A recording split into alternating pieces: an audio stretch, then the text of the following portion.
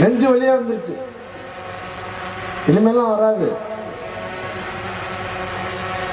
அருமை சகோதரர் மாநில அமைப்பு செயலாளர் செம் மகடேஸ்வரன் அவர்களே, வீர முத்தரையர் முன்னேற்ற சங்கத்தினுடைய தலைமை ஒருங்கிணைப்பாளர் அருமை தம்பி வைரவேல் அவர்களே, தமிழர் தேசம் கட்சியினுடைய மாநில பொதுச் செயலாளர் தலவாய் ராஜேஷ் அவர்களே, எனக்கு முன்னாலே பேசி அமர்ந்திருக்கக்கூடிய அருமை தம்பி தலைமை ஒருங்கிணைப்பாளர் தமிழர் தேசம் கட்சி திரு குருமணிகண்டன் அவர்களே, இந்த நிகழ்விற்கு முழு ஒத்துழைப்பு தந்து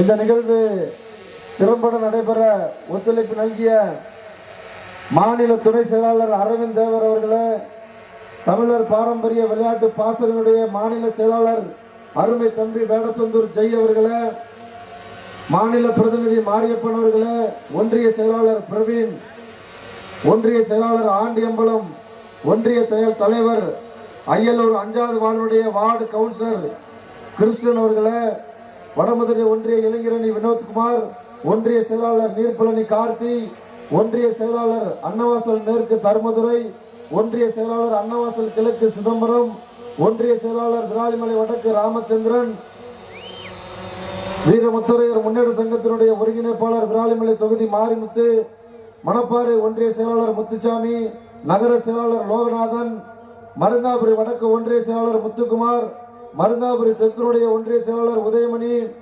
மருங்காபுரி தெற்கு ஒன்றிய இளைஞரணி செயலாளர் திருப்பதி, ஒன்றிய அவைத்தலைவர் வையம்பட்டி வரதன், வையம்பட்டி ஒன்றியத்தினுடைய ஒருங்கிணைப்பாளர் வீரமுத்தரையர் முன்னேற்ற சங்கம் மலர்மன்னன், இளைஞரணியினுடைய இணை செயலாளர் வழக்கறிஞர் லட்சுமணன், கடவுர் வடக்குடைய ஒன்றிய செயலாளர் கிருஷ்ணசாமி, ஒன்றிய இணை செயலாளர் கடவுர் தெற்கு கார்த்திக் கவுண்டர், கரூர் மாவட்ட இளைஞரணியுடைய செயலாளர் வீரமுத்தரையர் முன்னேற்ற சங்கம் பூமிநாதன், மாவட்ட இணை செயலாளர் கரூர் கிழக்கு உதயமூர்த்தி. இந்த வையம்பட்டி பகுதியில் பெரு ஒத்துழைப்பு நல்கிய வையம்பட்டி வரதன், மகாபிரபு, சரவணன், பொன்னுச்சாமி, முருகன், சதீஷ், நாகராஜ், வடிவேல், செல்வகுமார், விஜய், முருகானந்தம் மற்றும் ஒன்றிய நிர்வாகிகள் எங்களுடைய அழைப்பை ஏற்றிங்க பெருந்திரளாக கலந்து கொண்டிருக்கக்கூடிய அத்துணை தாய்மார்களுக்கும் இளைஞர்களுக்கும் சமூக பெரியோர்களுக்கும் வீர முத்தரையர் முன்னேற்ற சங்கத்தின் சார்பிலும் தமிழர் தேசம் கட்சியின் சார்பிலும் நெஞ்சம் நிறைந்த வணக்கத்தை தெரிவித்துக் கொள்கிறேன். கை தட்டவனா. இதுக்கப்புறம் தமிழகத்தில் 1000த்திற்கும் மேற்பட்ட சாதிகள் இருக்கிறார்கள். ஏதோ ஒரு விதத்தில் அந்த சமூகத்தை சேர்ந்தவர்கள், அந்த சாதியை சேர்ந்தவர்கள் அவர்களுடைய சமூக தலைவர்களால் அரசியல்வாதிகளிடமிருந்து அவர்களுக்கான தேவையை பெற்றுக் கொள்கிறார்கள். அவர்களுக்கு நீண்ட நெடிய வரலாறு இருக்கிறதா?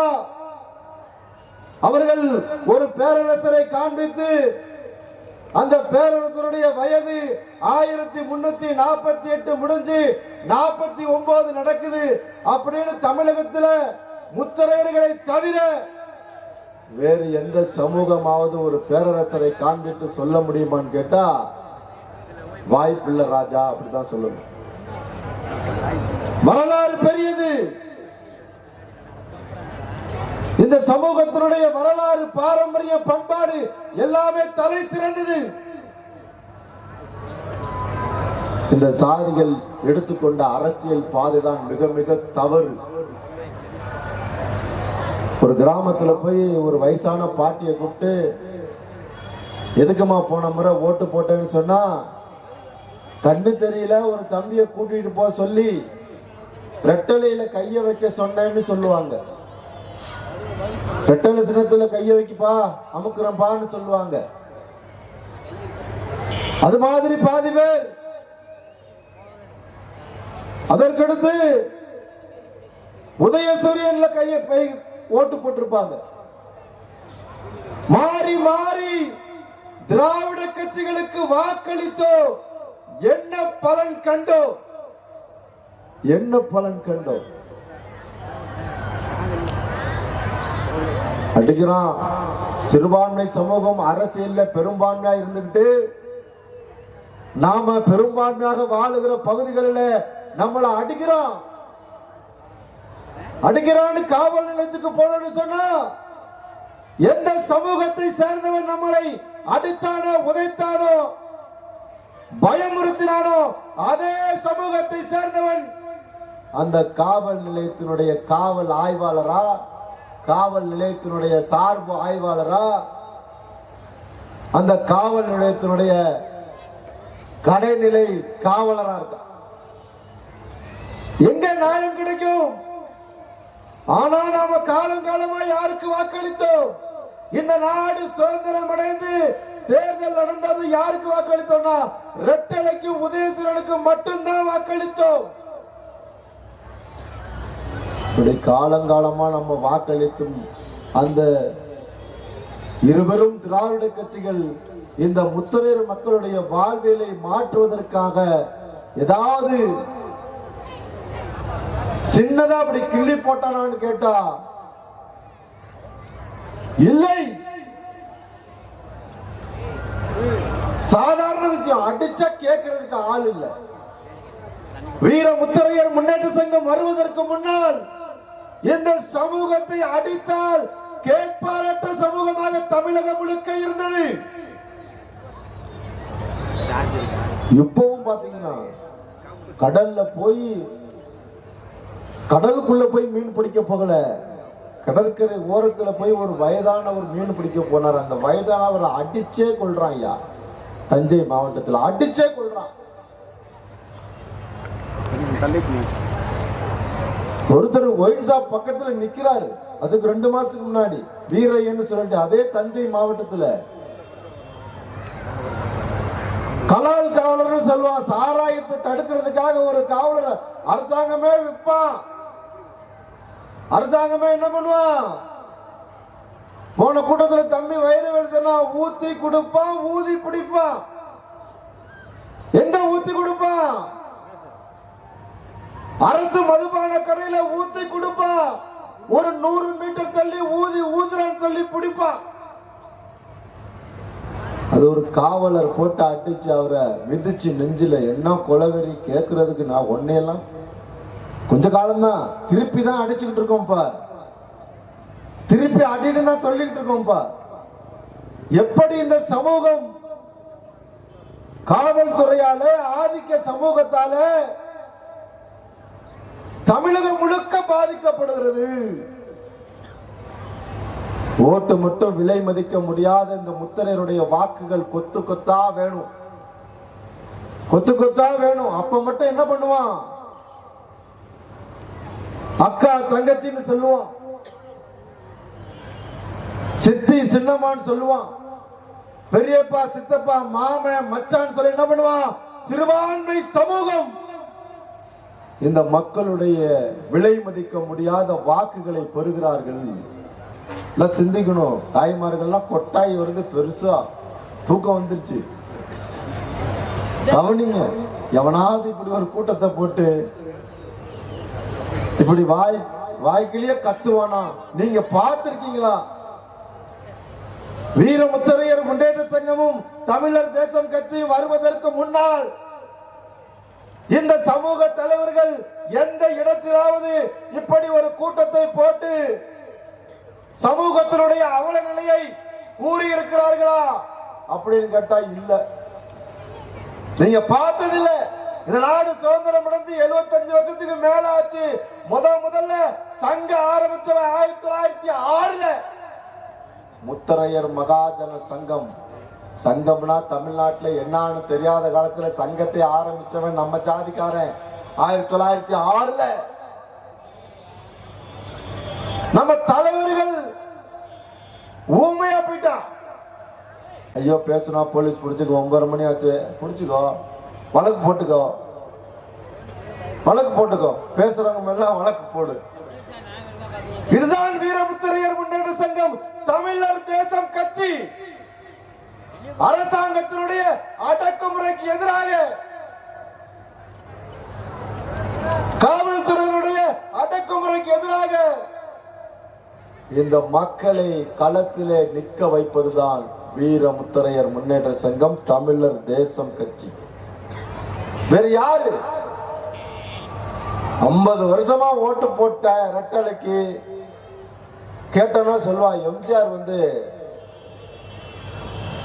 நம்ம மாநாட்டில் கலந்துக்கிட்டாருன்னா பெரும்பான்மையான சமூகம்னு அவருக்கு தெரிஞ்சிருக்கு, அதனால புதுக்கோட்டையில போய் கலந்துக்கிட்டாரு. அதுக்கப்புறம் ஜெயலலிதா என்ன பண்ணாங்க? அது அவங்க ஒரு பெரிய மாபியா கும்பல்கிட்ட மாட்டிக்கிட்டாங்க, ஒரு பொம்பளை ரவுடி கிட்ட மாட்டிக்கிட்டாங்க. ஒன்னும் பண்ணல. இருந்தாலும் என்ன பண்றோம்? போட்டு போட்டு பழக்கமா போச்சு அப்படின்னு எங்க போட்டோம்? ரெட்டலைக்கு ஓட்டு போட்டோம். இப்பவும் நம்ம சமூகத்தை சேர்ந்த சில இளைஞர்கள்ட்ட கேட்கும் போது பிஜேபிக்கு போயிடலான் இருக்கேன். அப்பா, மோடி நல்லவருப்பா, அவருக்கு குடும்பம் இல்லப்பா. அந்த மனிதரை நான் ஒரு பேட்டியில சொல்லும் போது அவர் ஒரு மனித கடவுள்னு சொன்னப்பா, அவ்வளவுதான்ப்பா. உடனே தலைவர் பார்த்துட்டாரு, நாமெல்லாம் இனிமே பிஜேபிக்கு போகணும்னா இங்க இருக்கக்கூடிய தமிழகத்தை சேர்ந்த தலைவர்கள் சரியில்லைப்பா. புரிஞ்சுக்கணும் இதை முதல்ல. காலம் காலமா 50 வருஷமா ஓட்டு போட்ட அதிமுக திமுகவே நம்மளை கண்டு கிளங்கும் போது இப்ப புதுசா முளைச்ச பிஜேபியோ காங்கிரஸோ கம்யூனிஸ்டோ இந்த சமூகத்தினுடைய வாழ்வியலை மாற்ற முடியுமா? முடியாது. மாத்தணும்னு சொன்னா என்ன பண்ணணும்? 40 சட்டமன்ற தொகுதிகளிலே முத்தரையர் மக்கள் பெரும்பான்மையாக வாழ்கிறோம். 40 சட்டமன்ற தொகுதி கூட்டத்தை இடப்பங்கீடு எமது உரிமைங்கிற பேர்ல கூட்டத்தை அறிவித்து 29 கூட்டத்தை வீரமுத்தரையர் முன்னேற்ற சங்கமும் தமிழர் தேசம் கட்சியும் முடித்திருக்கிறது. 40 தொகுதிகளில் பெரும்பான்மையாக ஆளுகிறது இந்த சமூகம் அப்படின்னு எல்லா மாவட்டத்திலையும் கத்துறோம்.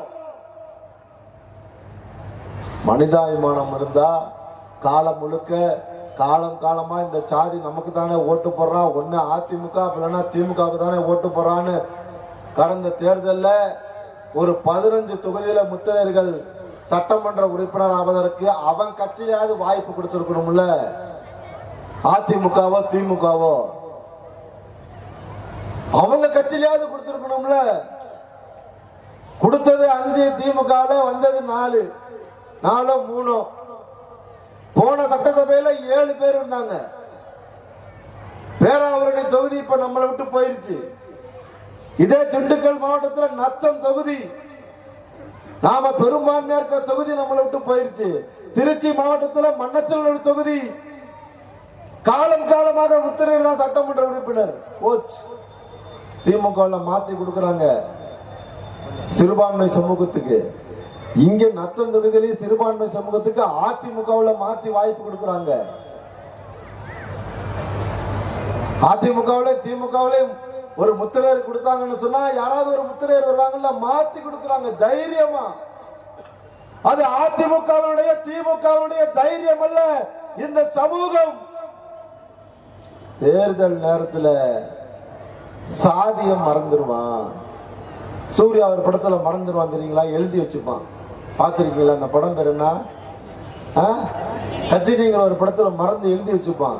அது மாதிரி தேர்தல் வருகிற போது முத்திரையர் சமூகத்தை சேர்ந்த இளைஞர்கள், தாய்மார்கள் ஒரு நாள் திருவிழா தயவு செஞ்சு அந்த மாதிரி போயிடாதீங்க. இந்த 2024, 25, 26, 24 பாராளுமன்ற உறுப்பினரை தேர்ந்தெடுப்பதற்கான தேர்தல், 2025 உள்ளாட்சி பிரதிநிதிகளை தேர்ந்தெடுப்பதற்கான தேர்தல், 2026 சட்டமன்ற உறுப்பினர்களை தேர்ந்தெடுப்பதற்கான தேர்தல்.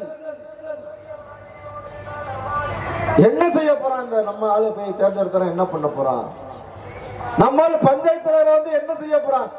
ஒண்ணுமே செய்ய வேணாம். நீங்க சிறுபான்மை சமூகத்தை பஞ்சாயத்து தலைவரா, ஒன்றிய கவுன்சிலரா, சட்டமன்ற உறுப்பினரா உருவாக்கி விடுறீங்களே, அவன் என்ன பண்ண? ஒன்னும் பண்ணல. அதையே நம்பாலும் செய்யிட்டு அவனாவது பணக்காரனா அப்படியா? அந்த பஞ்சாயத்து தலைவராவது தன்னுடைய பொருளாதார நிலைமையை உயர்த்திக்கிட்டோம். நம்ம சமூகத்தை சேர்ந்த ஒருத்த கோடீஸ்வரனா வரட்டுமே. கேட்கிற கேள்வியை பார்த்தீங்கன்னு வச்சுங்க, நம்மால் நிக்கிறான்னு போய் ஓட்டு கட்டிங்கன்னா என்ன பண்ணாரு, என்ன செய்வாரு, திரும்பிக்குவான் நம்ம பக்கத்தே திரும்பி கேட்பான் என்ன செய்வீங்க, இத்தனை ஆண்டு காலமா ஓட்டு போட்டியே அவன் உனக்கு என்ன செஞ்சான். அதிமுகவுல திமுகவுல காங்கிரஸ்ல இந்த அம்மாலாம் சோதிமணி காசே கொடுக்காம ஜெயிச்ச மணி, இந்த மணி ஜோதிமணி எம்பியை யாராவது பார்த்துருக்கீங்களா? உங்க தொகுதிக்கு வந்தாங்களா? தாய்மார்களே பார்த்து வரலையா? நான் கூட வந்தா பார்த்துக்கலான்னு கை தூக்குறவாரு ஜோதி. அடுத்த தடவைலாம் வந்தாங்கன்னா ஜோதிமணி அம்மாவெல்லாம் ஒன்றும் செய்யக்கூடாது, ஏமா எங்க கிராமத்துக்குள்ள வராத, ஓட்டு கேட்க வராத, எங்க தலைவர் யாரு சொல்றாரோ அவருக்கு தான் நாங்க ஓட்டு போடுவோம் போங்கன்னு சொல்லணும். ஒரு 10 தாய்மார்கள் ஒவ்வொரு கிராமத்திலும் நிப்பாட்டினீங்கன்னா இந்த சமூகம் விழிப்புணர்வு அரசியலாக்கப்படுகிறது அப்படின்னு எல்லாம் பயப்படுவாங்க. வன்னியர்களை பார்த்து போன ஆட்சியில 10% இடஒதுக்கீடு கொடுக்கப்பட்டது. அவங்க மேடை போட்டு கத்தியெல்லாம் வாங்கல, கத்தியிருக்கலாம். ஒரு நாள் தமிழகத்தினுடைய தலைநகரம் ஸ்தம்பித்தது வன்னியர் சமூக மக்களால். ஒரு நாள் தமிழகத்தினுடைய தலைநகரை ஸ்தம்பிக்க செய்தார்கள் வன்னியர்கள். பாட்டாளி மக்கள் கட்சி என்ற பெயரில் அவர்கள் ஆர்ப்பாட்டத்தை முன்னெடுத்தார்கள். அதனுடைய விளைவு போன முதல்வர் எடப்பாடியார் பயந்துட்டார். 10% இடஒதுக்கீடு அவங்களுக்கு கொடுத்துட்டாரு.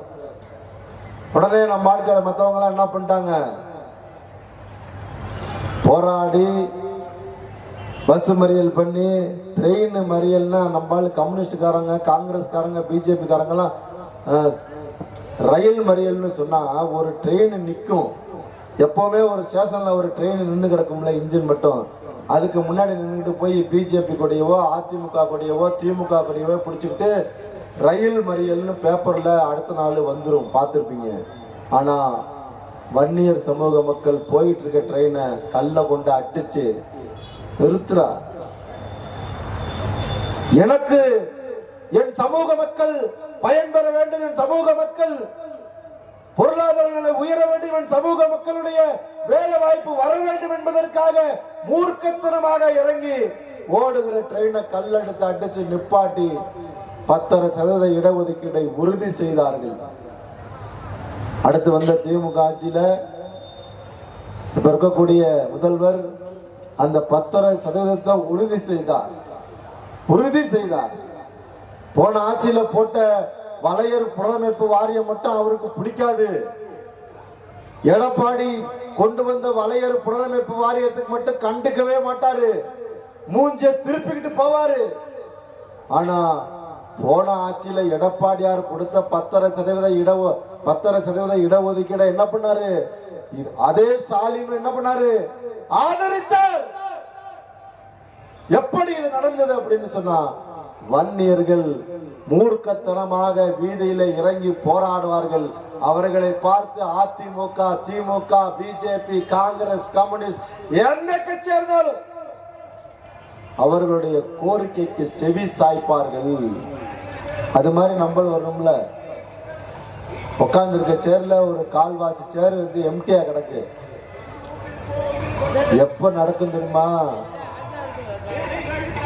நீங்க வாழ்ற பகுதியை விட்டு வெளியே கூட வர முடியாத ஒரு சூழல் ஏற்பட போகுது. இப்ப தமிழ்நாட்டுல முத்திரையரா அவன் ஒட்டுமொத்தமா தேர்தல் நேரத்தில் வாக்களிக்க மாட்டான். மாநாடு பொதுக்கூட்டம் சொன்னாதான் போவான், தேர்தல் நேரத்தில் ஓட்டு போட மாட்டான். அவனை அடிச்சா கேட்கறதுக்கு யாருமே கிடையாது.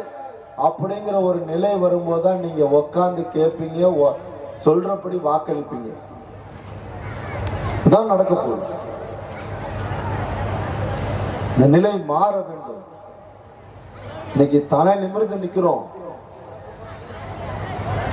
முத்தரையர்கள் பெரும்பான்மையாக வாழுகிற பகுதிகளை அடையாளப்படுத்தி இருக்கிறது வீர முத்தரையர் முன்னேற்ற சங்கம். தமிழகம் முழுக்க வாழுகிற முத்தரையர் மக்களுடைய பாதுகாப்பை உறுதி செய்திருக்கிறது வீர முத்தரையர் முன்னேற்ற சங்கம். அது மட்டும் போதுமா?